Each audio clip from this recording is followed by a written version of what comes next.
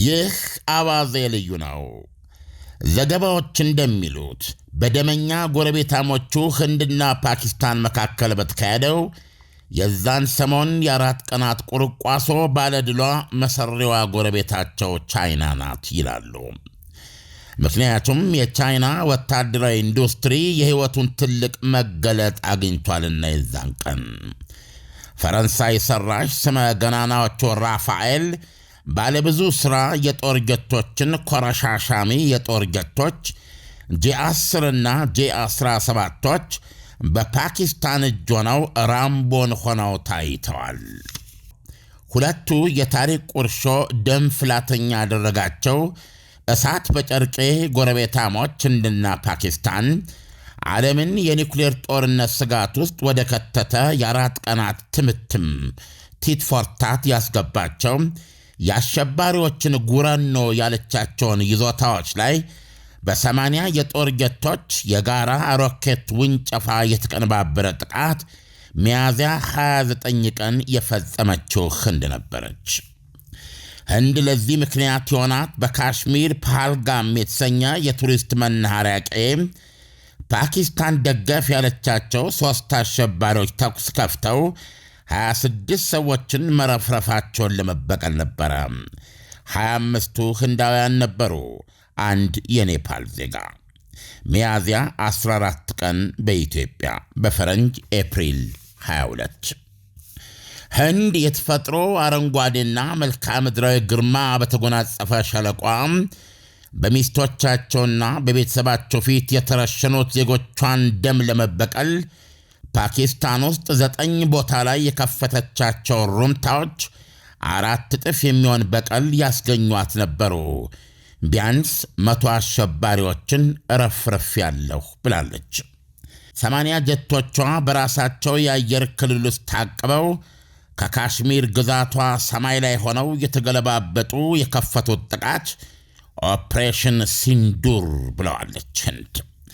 ዘመቻ ሲንዱር መዋቅራዊ ውድመት አድራሽም ስለነበረ ከጦር ጢያራዎች በተጨማሪ የሚሳኤል ሩምታዎችና የሰው አልቦች ወጀብ ያገዘውም ነበረ። ፓኪስታንን ያንቀጠቀጠ ነበረ አጀማመሩ። ህንድ የተጠቀመችባቸው የጦር ጀቶች ስብጥር በጠቅላላ ወይም በአብዛኛው ራሽያ ሰራሽ ሚጎችና ፈረንሳይ ሰራሽ ራፋኤል ነበሩ።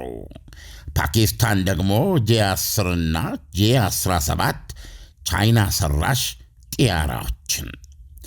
ጀቶቹ ቻይና ከፓኪስታን ጋር በጋራ የምታመርታቸው ናቸው። እነዚህ ጄዎች በራሳቸው የአየር ክልል ታቅበው ሮኬቶቻቸውን ወነጨፉ።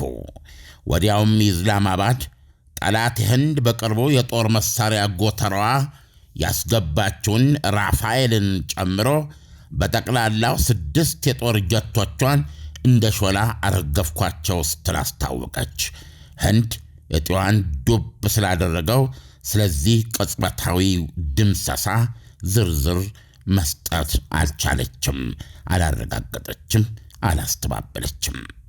ይህ ጥያቄ ፈጥርቆ የያዛቸው የህንድ አየር ኃይል ኤር ማርሻል ሌተና ጀነራል እንደማለት ነው አክብሃርቴ አፋቸውን ደምደም እያለው ኪሳራ እኮ ውጊያ ውስጥ ያለ ነው ሲሉ አስታውቀዋል። ነገር ግን ማመናቸው አልነበረም ወጥሮ ለያዛቸው ጋዜጠኛ። የመረጥናቸው ኢላማዎችን ከማንፈር አንጻር ኮነ የምጠይቀን አሳክተናል። ተዋጊ አብራሪዎቻችን ሁሉ ወደ ማረፊያቸው ተመልሰዋል ብለዋል። ህንድ ፓኪስታን እንደ ሾላ አረገፍኳቸው ስለምትላቸውና ቢያንስ የ3ቱ ስብርባሪዎች ካሽሚርና ፑንጃብ ግዛቶቿ ላይ ወዳድቀው ለታዩበት መራራ እውነት ዝም ጀዲን ብትመርጥም የጠንቀኛውን ላሽካር ኢጣይባና ጃይስ ኢ ሙሐመድ አሸባሪ ድርጅቶች ዋና ጽፈት ቤቶችን ግን አንኩቻለሁ ብላለች። ሮይተርስ የአሜሪካንን ባለስልጣኖች ጠቅሶ በሰጠው ዘገባ መሰረት ፓኪስታን የህንድ ተዋጊዎችን ኮረሻሽማ ለመጣልና ድራሽ አባታቸውን ለማጥፋት አሳዶሽ የገጠመችው በጄ10 የጦር ጀቶች ነበረ። የአየር ለአየር ሚሳኤሎቻቸው ገዳይ ነበሩ። ጂ10ሮች በዚህ ሁኔታ በድሮዎቹ አራዶች ሚጎችና የፈረንሳይ ራፋኤል ቴክኖሎጂ ላይ ብልጫ ማሳየታቸው በቻይና ወታደራዊ ገጽ ላይ ከአድማስ የተዘረጋ ፈገግታ አላብሷል። ባጭር ቃል ገበያው ደርቷል። አድሬት ህዝባዊ ቻይና ዲፕሲክ የተሰኘ ያውም በነፃ አርቲፊሻል ኢንቴሊጀንስ ሰው ሰራሽ አእምሮ በማውጣት የአሜሪካና አውሮፓ መሳ ስመጥር አርቲፊሻል ኢንቴሊጀንስ አፖችን ሰው ሰራሽ አእምሮችን ድድ የማፈራራሷ ገዳይ ድንገቴን ያክል ነው ጂ10 የፈጸመው ጀብዱ። ታስታውሳላችሁ አድማጮቻችን፣ በዎል ስትሪት የአክሲዮን ገበያ በአንድ ጀንበር ወደ $3 ትሪሊየን ነበረ ገደል የገባው ዲፕሲክ ብቅ ከማለቱ ጋር ተያይዞ። የቻይና ህዝባዊ የአርነት ሰራዊት ጡረታ የወጡ ከፍተኛ ኮሎኔል ሁቦ ሲናገሩ የአየር ላይ ውጊያው ለቻይና የጦር መሳሪያ ኢንዱስትሪ ታላቅ ማስታወቂያ ነበረ። እስካሁን ድረስ የጦር ጀቶቻችንን ተርብነት ጦር ሜዳ ላይ ለማረጋገጥ እድል አላገኘንም ነበር ብለዋል። በሌላ አነጋገር አሽሙሩ ዕድሜ ለህንድ ይህን ግጭት በመፍጠር እድሉን እንሆ በረከታለችን ማለታቸው ነው። መቀመጫቸውን ቤጂንግ ያደረጉት እኚህ ጡረተኛ የጦር ሰውና ተንታኝ እንደሚሉት ቻይና ከሷ ሌላ ማንም የሌለው ሲስተሞች አሏት። በምስራቹ የተነሳ የቻይና አቪች ቼንግዱ የአውሮፕላን ማምረቻ ኩባንያ አክሲዮን ብታምኑም ባታምኑም ባለፈው ሳምንት በ40% ጨምሯል። ኧረ እንደውም ንሯል። አይነተኛ ምርቱ ደግሞ የህንድ አይንን የቧጠጡት ጂ10ሮች ናቸው።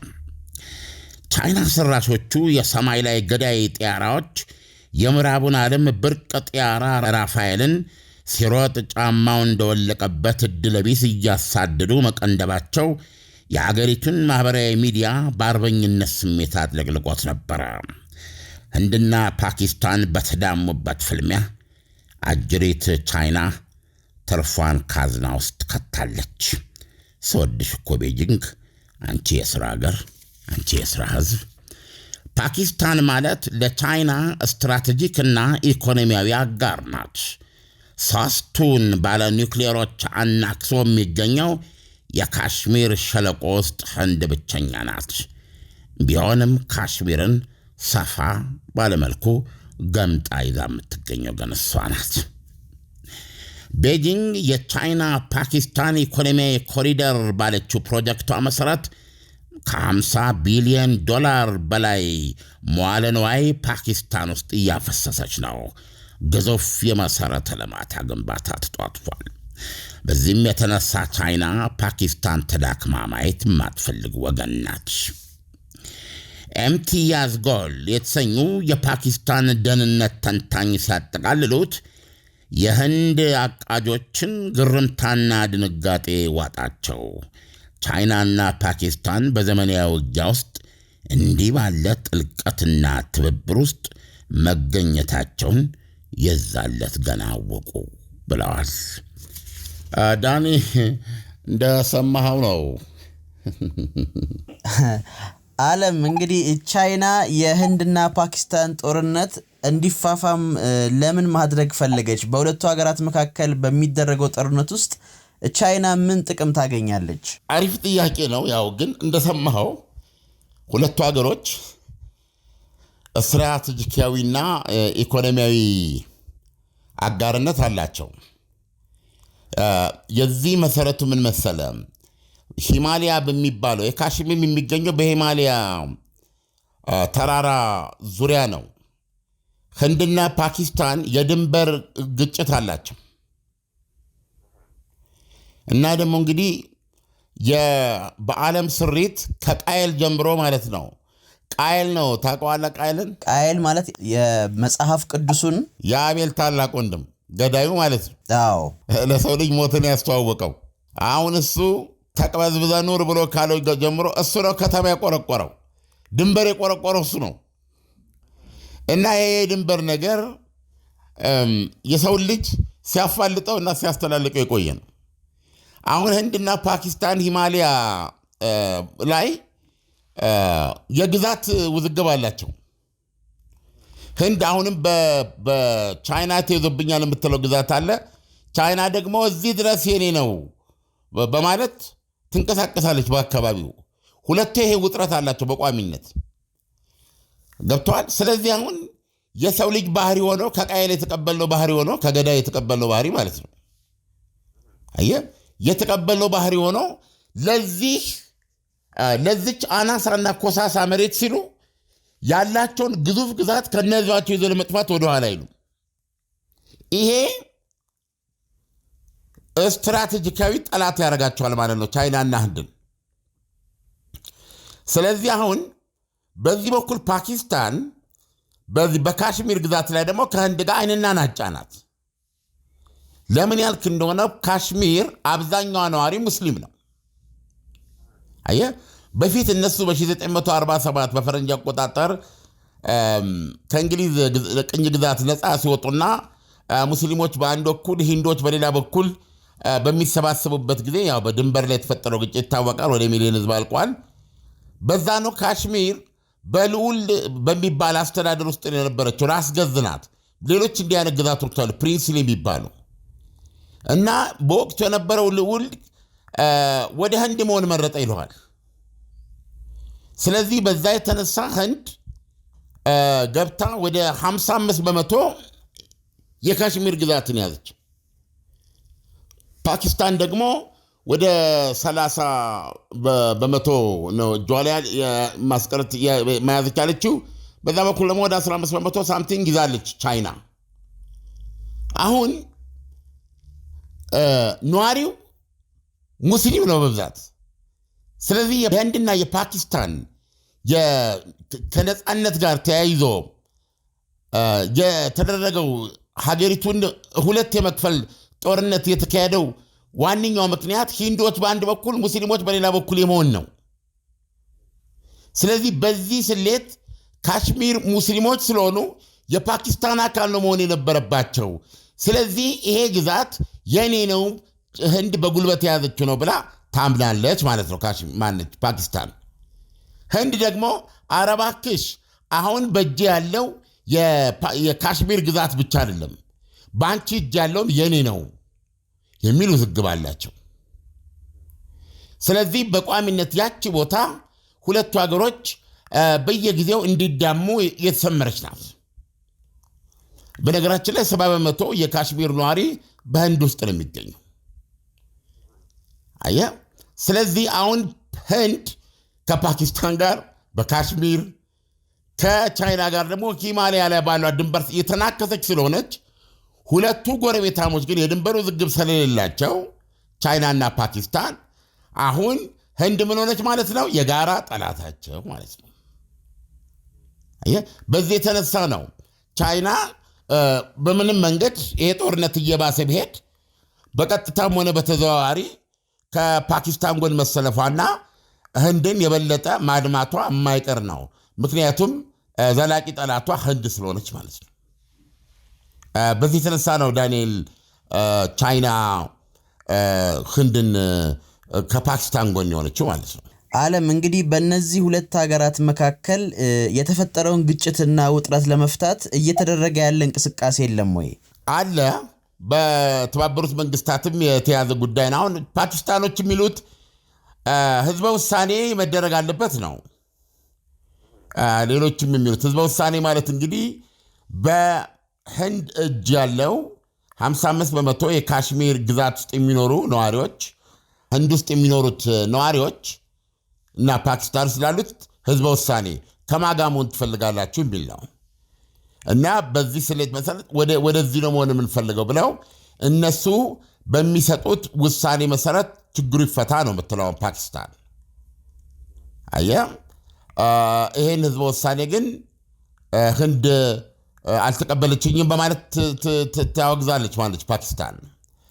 ህንድ ደግሞ ከዚህ በፊት ፓኪስታን ይሄ ማለት ካሽሚር የነበረውን ራስ ገዝነት አንስታውን በቀጥታ ከኒው ዴሊ ያርጋለች አስተዳደሩን እና አካባቢውን እንዲለማ ትልቅ ኢንቨስትመንት በማድረግ አካባቢውን ሊያለማ የሚችል ማንኛውም ሰው እንዲኖር ባደረገችው አዋጅ የተነሳም ይላሉ ፓኪስታኖች አሁን ህዝቡ እየተበረዘ ነው።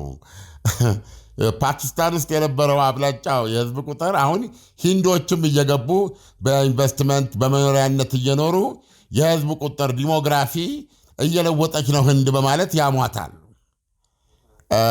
እና ይሄ ችግር በእውነት እንዴት እንደሚፈታ ለጊዜው አይታየኝም። እና እነዚህ ቦታዎች ሶስቱም ኒውክሌር አላቸው። የምድራችን ኒውክሌር ታጣቂዎች ናቸው። ቻይና፣ ህንድ፣ ፓኪስታን ሶስት ባለ ኒውክሌሮች ናቸው። እንዲህ አይነት አስጊ ቀጠና የለም በዓለም ላይ። በጣም ጥሩ ዓለም፣ ለትንታኔው አመሰግናለሁ። መልካም ጊዜ ይሆንልህ። መልካም ጊዜ ላለ